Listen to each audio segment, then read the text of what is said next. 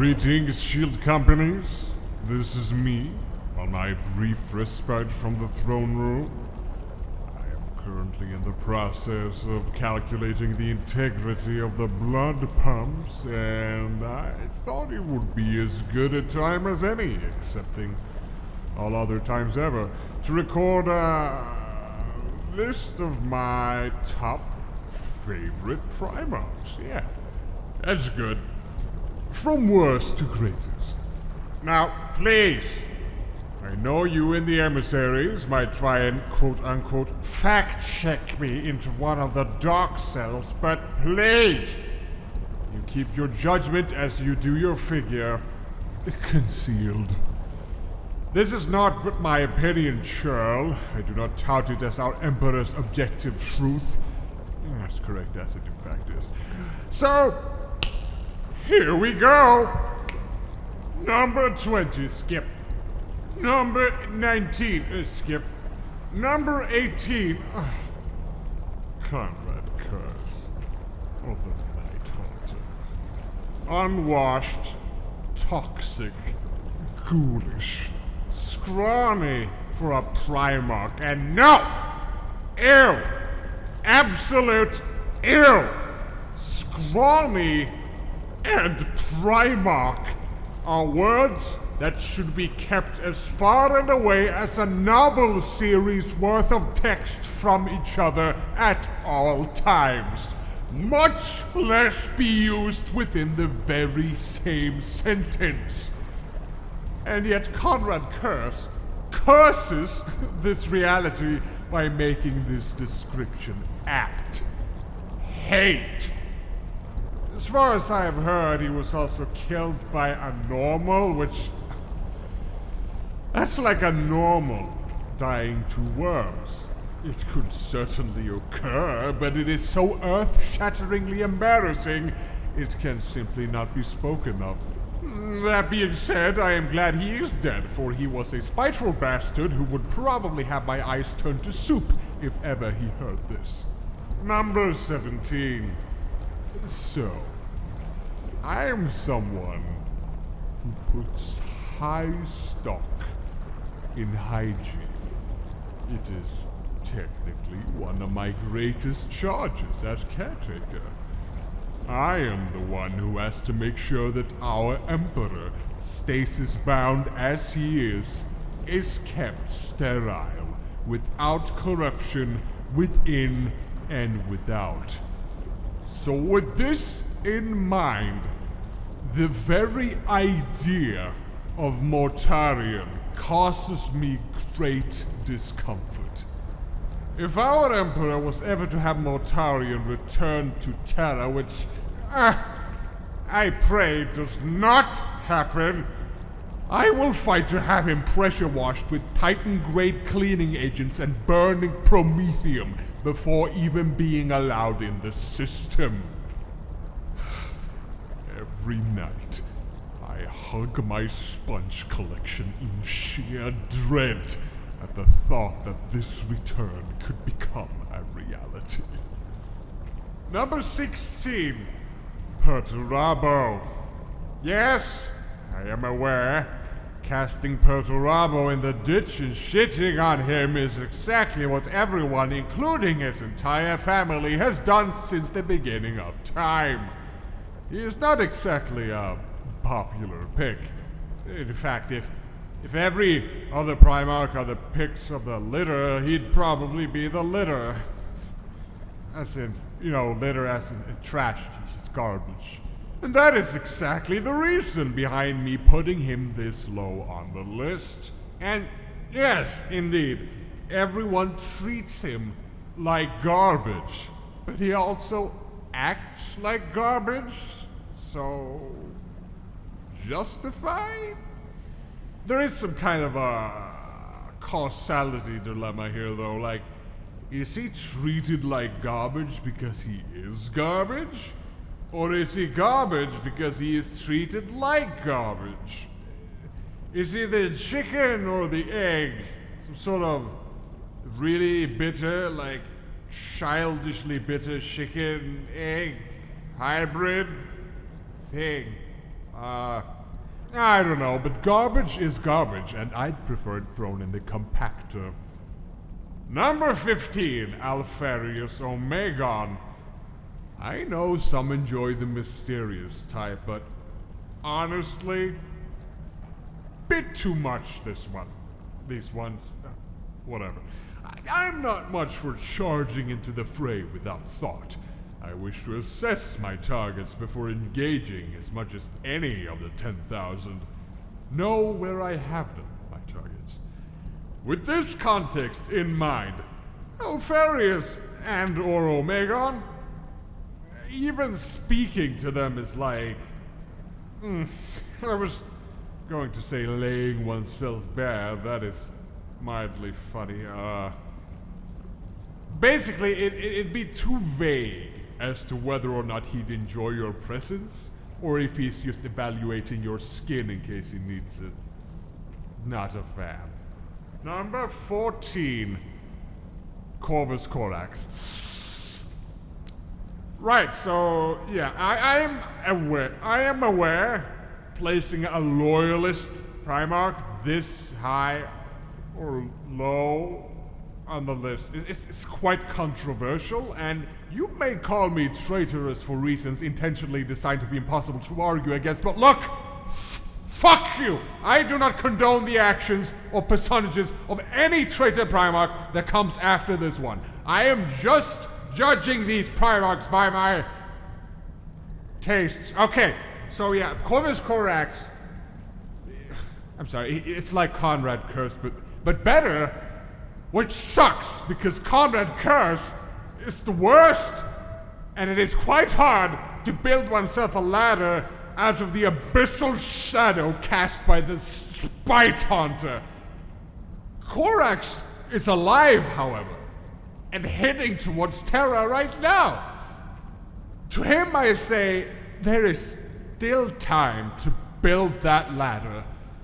And by build that ladder, I mean building that build, and please, get a less slimy looking haircut. Those bangs are that of the sewer. Number 13, Lehman Russ. I know. He's popular. Especially with those giddy for rustic brutality. And I will give him his due credit. He is built. He is a woven wonder when engaged up close. But there's just so much hair. So much hair. It's everywhere. One can barely get a glimpse of that physique. It sits like a fir tree plantation. I don't want to have to check my tactical display to know my location when in this man's immediate vicinity. I'm sorry. I will consider bumping him up if he just consider attaining a brush cutter. I want to eat, not floss. Number 12, Magnus the Red. Preemptive apologies goes out to my shield brother, who's a total Magnusite, but Magnus is what we in the business call a humongous nerd. Okay, so, to be entirely fair, Magnus has some nice sides. He is steadfast in his beliefs. He seems to always be trying his best, and not only is he quite bulbous, but said bulbousness is entirely accommodating due to his malleable presence in the material. All extremely interesting, and I would not blame anyone for buying into those selling points.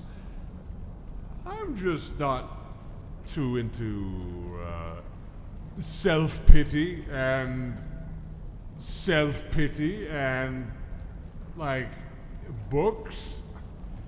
We don't match, that's all I'm trying to say. Okay. Number 11, Vulcan. Everyone loves Vulcan. His empathy is like an endless ocean. His moral character is his all.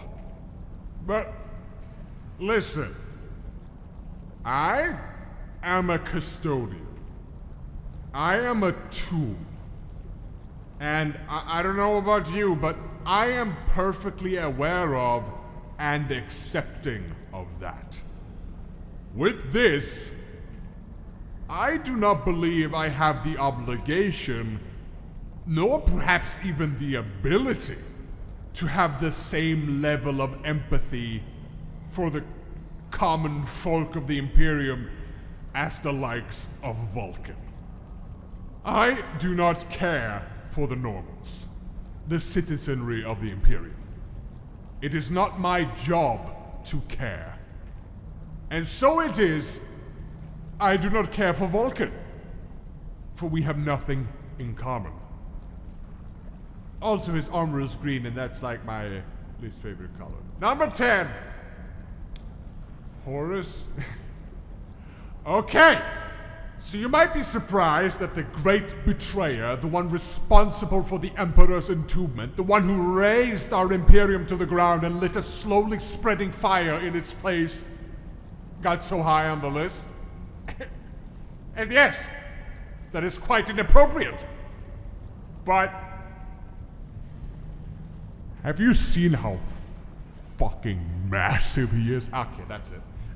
Number 9, Lorgar. Oh.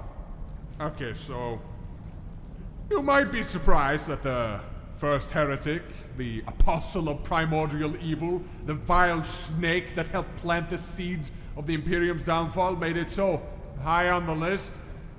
And in addition, he's both extremely small and weak for a Primarch. He's very preachy, he's condescending, he has intense daddy issues, and why is he so high on this list? Actually, yeah, I'm sorry, this is a mistake, my apologies. Lorgar is number 20, actually. I accidentally traded the place between Primarch 14 and 19. The latter of which is significantly more respectable and substantially sized. Sorry, huge mistake. Just like Lorgar. Number 8, Angron. Angron. He is quite violent in an extremely over-the-top manner. It's not something I would usually go for, no. Honestly, it perturbs me slightly, and being in his presence would more than likely drive me to drink. Promethium, that is. But somewhere deep within, I feel like I can, at times, relate to Angron. And I feel like maybe I could fix him. His power and his temper could be honed like an axe upon a grindstone, and that grindstone could be me. I feel like beneath that rugged, bloodied exterior, there is untapped potential as a very effective masseur. Number 7, Fulgrim. Justifying putting Fulgrim this high is incredibly hard because he is definitely not my type in most regards. He is quite thin and petite, Primarch way. He is all about sharp angles and sleek forms, long and straight, all pomp and no substance. It's just not my thing. But, just like how I am not necessarily a great bulging fan of a certain art form, does not mean I cannot truly, deeply appreciate a perfectly crafted piece of art within that certain art form. That's my justification, and it's not perfect. It will have to do. Number 6, Jagatai Khan. Jagatai Khan is quite rugged and brutal, much like Lehman Russ. But he is, well, he's not super hairy. And If I was a die-hard mustache man, then wow, I would perish in mustache land and the Khan would be my slayer. Furthermore, he stands by his code of honor in a way unlike most other Primarchs. I find that knowing who you are, knowing what you are, knowing your beliefs and standing by them is an exceptionally ravishing thing.